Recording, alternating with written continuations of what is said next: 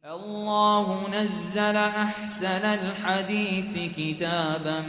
متشابها مثاني تقشعر منه جلود الذين يخشون ربهم ثم تلين جلودهم وقلوبهم إلى ذكر الله ذلك هدى الله يهدي به من يشاء ومن يضلل الله فما له من هاد. الحمد لله وحده والصلاة والسلام على من لا نبي بعده. أما بعد فأعوذ بالله من الشيطان الرجيم. بسم الله الرحمن الرحيم. ألف لام ميم. ذلك الكتاب لا ريب فيه هدى للمتقين الذين يؤمنون بالغيب ويقيمون الصلاة ومما رزقناهم ينفقون. ډیرو قدرمنو مشرانو کشرانو خویندو میندو مشاهدینو مستمعینو السلام علیکم ورحمة الله وبرکاته. بعضی هغه امور چې هغه په دین کې ممنوع دي چې هغې ته منهیات وایي د هغې نه اجتناب ضروري ده لازمي ده او فرض دی ځکه دا زموږ دین دا به خالی نه یا به په یو شي باندې موږ او تاسو له امر کیږي چې ویې کوئ یا به موږ او تاسو د یو شي نه منع کوي چې مه یې کوئ. نو ځکه عبدالله ابن مسعود رضی الله تعالی عنه هغه فرمایي چې قرآن کریم کې یو کم 9 اتیا ځایه داسې خطاب دی مؤمنانو ته چې یا ایها الذین آمنو ای د ایمان خاوندانو ای مؤمنانو ای هغه کسانو چې تاسو ایمان راوړی دی دغه خطاب مؤمنانو ته دی موږ او تاسو ته دی. وایي کله چې دا خطاب ته وګورې په قرآن کریم کې او وایې نو ته متوجه شه فصغ سمعک غوږ به وایي کېږي یا به د خیر خبره کېږي عمل به پرې کوي او یا به د شر خبرې ځان به ترې ساتي. نو ځکه دین یا مامورات دي یا منهیات دي یا اوامر دي یا نواهی دي. په اوامرو به عمل کوي په نواهیو به اجتناب کوي عمل به پرې نه کوي. نو څه هغه په تیر درس کې بیان شو او څه به په دې درس کې هغه بیانیږي چې یو د هغې نه په لاره کې ناسته پیغمبر علیه الصلاة والسلام د لارو د ناستې نه منع کړی چې تاسو به په دې لارو کې نه کینئ او حدیث کې راځي چې کله کینئ فاعطوا الطریق حقه نو دغه لارې به حق ادا کوي. د لارې حق څه دی؟ امر بالمعروف نهی عن المنکر دارنګه غض البصر هغه نظر به ښکته کوي اخوا دېخوا به نه ګوري تر دې چې پیغمبر علیه السلام هغه فرمایي چې کله یو سړی په لاره روانو او په دې لاره کې د خلکو دروازو کړکیو او د کورونو ته کتله که چیرې د ده سترګه چا راوویسته نو دیت ورباندې نشته. نو دې د وجې نه هغه لارو کې ناستې نه منع راغلی. بل یو عمل چې دی نه مونږ منع شوي یو هغه دی الشغار یعنی بدل نکاح بدل نکاح دې ته وایي چې یو سړی چاله لور ورکوي خور ورکوي وایي په دې شرط چې ته به ماله لور راکوې خور راکوې اگر که په ظاهر کې مهر د هر یو معلوم کي او بیا مهر ورکول خو نشته نو دغه شغار دی او دې شغار نه نبی کریم صلی الله علیه وسلم منع فرمایلی ده د دې وجې نه شغار دا په زموږ په دین کې نشته ځکه حدیث کې راځي او دا حدیث صحیح حدیث دی نهى رسول الله صلی الله علیه وسلم عن الشغار پیغمبر علیه السلام د داسې نکاح نه منع کړي او په دې کې ډېر مفاسد دي ډېر نقصانات دي چې هغه موږ او تاسو ته پته لګي او ښکاري چې کله کومه واده او کومه لور خور د شغار په نکاح کې په نکاح شوي نو په هغه کې ژوند ډېر د هغو تریخ وي هلکه 2 ورځې به یې راپرېږدې 2 ورځې به یې در پرېږدمه نو داسې یو نفرت او تعامل شروع شي چې د 2 کورنیو دشمني جوړه شي تر دې که دا یو طرف ښه اخلاق لري ښه تابعداری خو مقابل طرف بد اخلاقی او یا هغه دینداره نه نو د هغې په وجه باندې دغه اخلاقی دغه دینداره جینۍ هغه انتقام جویي پې کوي او انتقام ترې اخلي نو دې نه موږ او تاسو منع شوي بل بغیر د محرم نه سفر کول د زنانه د دې هم حدیث کې منع راغلی نبی کریم صلی الله علیه وسلم فرمایي لا يحل لامرأة تؤمن بالله واليوم الآخر جایز نه دی حلال نه دی د یو زنانه مؤمنې دپاره چې دی په الله ایمان لري په آخرت ایمان لري تسافر مسیرة یوم بلا محرم چې د یو ورځ په اندازه مزل وي سفر وي چې دی سفر کوي الا مع ذی محرم مگر هم د سره به محرم وي محرم څوک دی محرم زوی دی محرم پلار دی نیکه دی ورونه دی دا هغه محرم دی هغه چې ورسره بیا سفر کولی شي په دې وجه باندې یو زنانه د حج پې فرض دی محرم یې نشته چې لاړ شي نو په دې وخت کې حج پې نه دی فرض چې دی لاړ شي ولې محرم ورسره نشته بل نبی کریم صلی الله علیه وسلم چې موږ او تاسو منع کړي یو هغه دا دی چې ته به په غیر الله باندې قسم نه کوې په مخلوق باندې قسم کول دې نه حدیث کې منع راغلی رسول الله صلی الله علیه وسلم فرمایي من حلف بغیر الله فقد اشرک چا چې په غیر الله قسم وکړه په مخلوق قسم وکړه نو د شرک وکړه ومن کان حالفا فليحلف بالله او ليصمت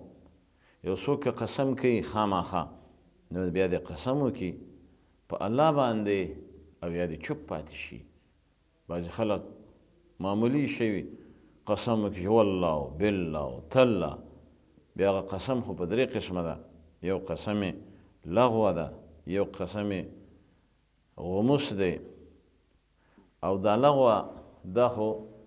په دې د الله نه نیسي لکه یو سړي عادت وي تا تپوس هم نه یې ترې کړي قسم هم نه یې ورکړي او دا یو چې والله داسې ده والله چې داسې ده نو دا عادت وي او یو په دروغو باندې قسم یا یو کار یې نه یې کړی او دا یې کړی مې ده او یا یې کړي وي او دا یې نه مې ده کړی د دې نه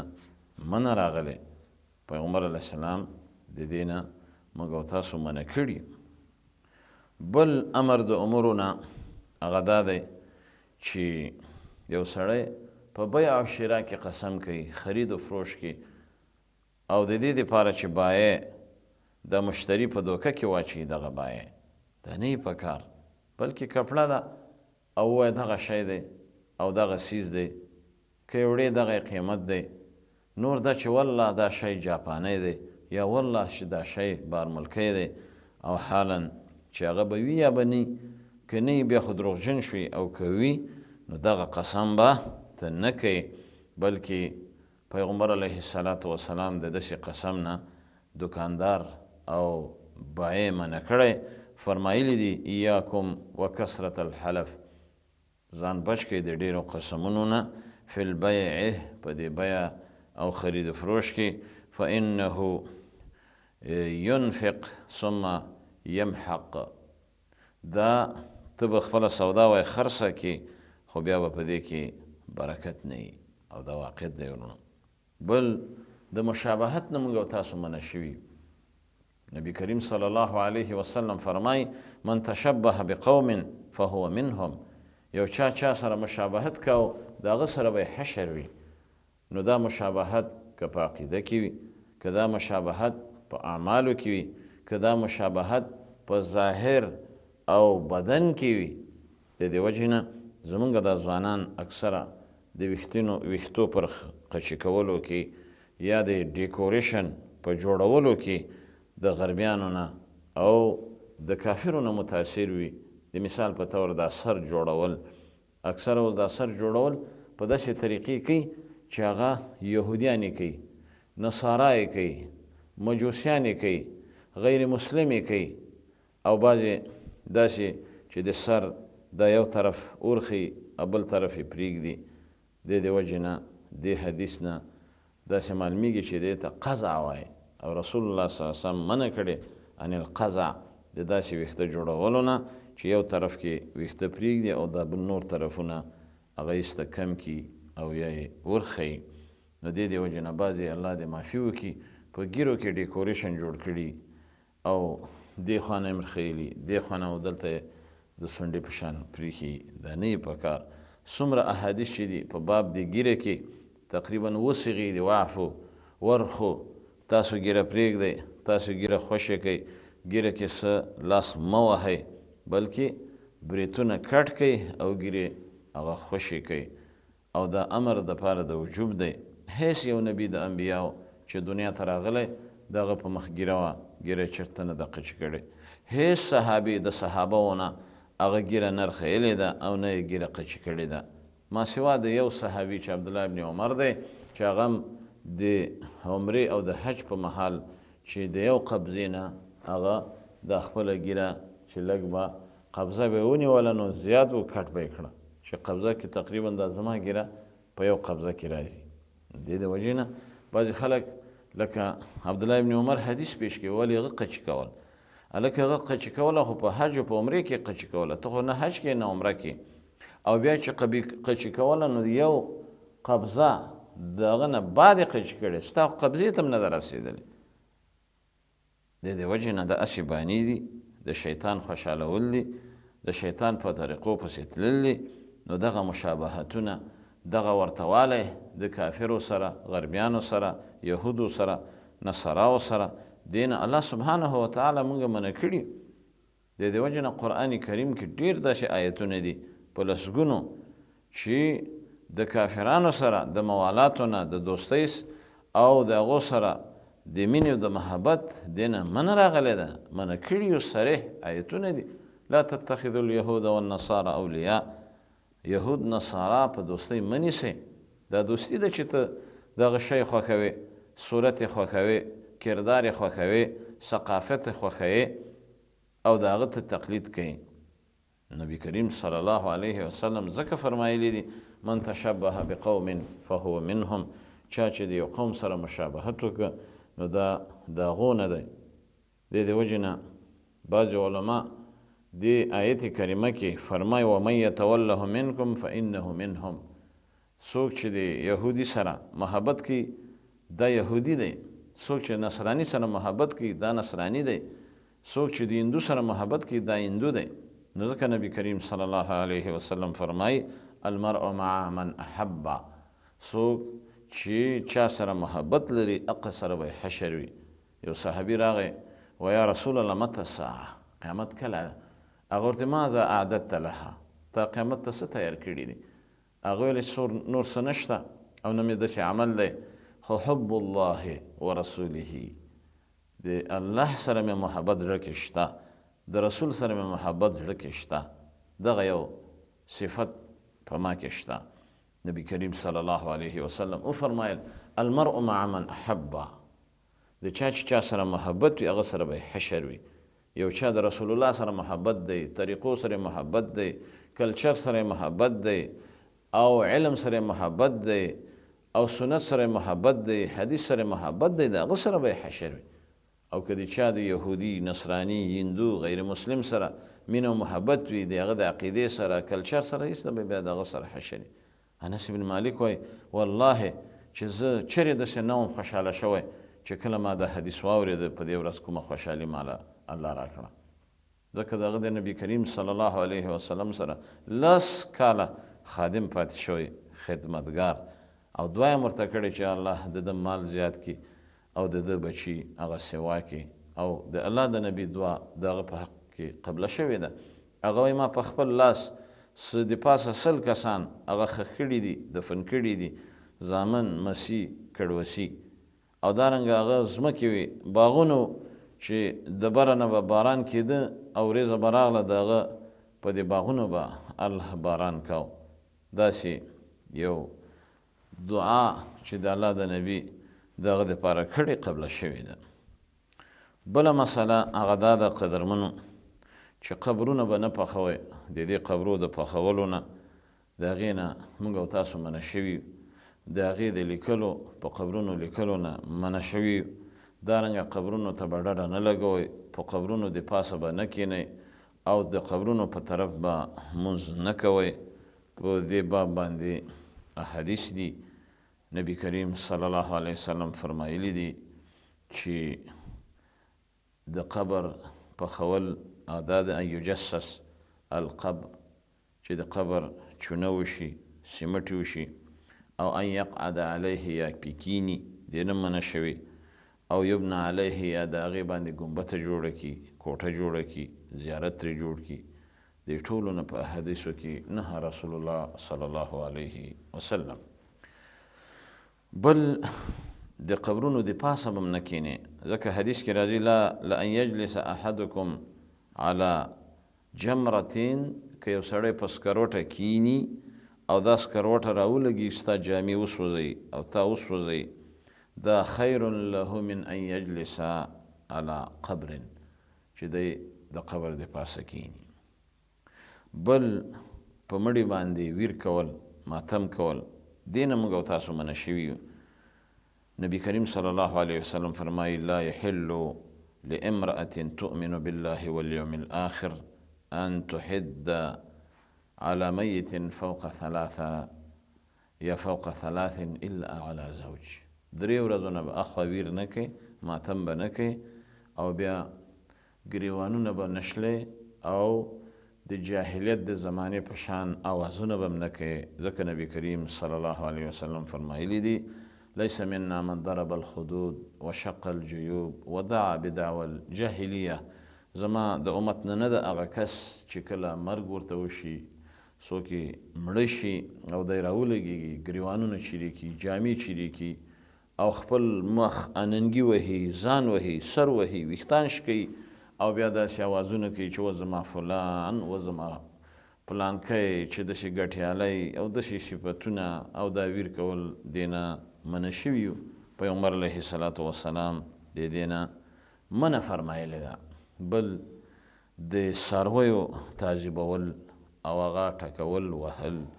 دې نه په حدیث کې منع راغلی. ځکه یو زنانه وه په مخکیني امتونو کې، هغه د یو په شکې د وجې نه جهنم ته تللی. وجه دا وه چې دغه په شکه لا اطعمتها، نه یې ډوډۍ ورکوله او نه یې هغه اوبه ورکولې چې خوشې کړې وای، او ایسته یې ساره کړې وه. په دې وجه باندې الله سبحانه وتعالی هغه ایسته جهنم ته بوتله. فدخلت فیها النار، د دې په شکې د وجې دی جهنم ته داخله شوې ده. دارنګه هغه کس چې خلک په فتنه کې اچي، دام ډېر لویه سزا لري. او نبی کریم صلی الله علیه وسلم د فتنهګر او مفسد نه سخته سزا ذکر کړې ده. بلکې ځان نه به خیر جوړی، ځان نه به د خیر کارونه او مفید کارونه دا به ځان پې عادتۍ. ځکه حدیث کې راځي مؤمن هغه مثال د کجورې د ونې دی، او د کافر منافق فاسق فاجر مثال د هغه صنوبر د ونې چې دیار ورته وایي وایي هغه چې کړکۍ خو کله د بیخه وباسي بیا به د هغه نه دروازې او کړکۍ جوړه کړي او مؤمن مسلمان د کجورې د ونې صفت لري هغه نه خلک فایده حاصلوي او دارنګه کجورې ډېر قسمونه دي تقریبا د 80 نه زیات قسمونه دي او خلک د هغې نه استفاده کوي الله سبحانه وتعالی دې ښه صفتونه په موږ او تاسو کې پیدا کړي او د ناوړه او بیکارو صفتونه دې الله سبحانه وتعالی موږ وساتي چې کوم کارونه الله موږ ته ویلي چې وکړئ هغه وکړو او کوم کارونه چې موږ منع کړي وي د هغه نه منع شو نورم په الله جل جلاله سپارم تر بلې حلقې پورې في امان الله سبحانه وتعالى. الله نزل أحسن الحديث كتابا متشابها مثاني تقشعر منه جلود الذين يخشون ربهم ثم تلين جلودهم وقلوبهم إلى ذكر الله ذلك هدى الله يهدي به من يشاء ومن يضلل الله فما له من هاد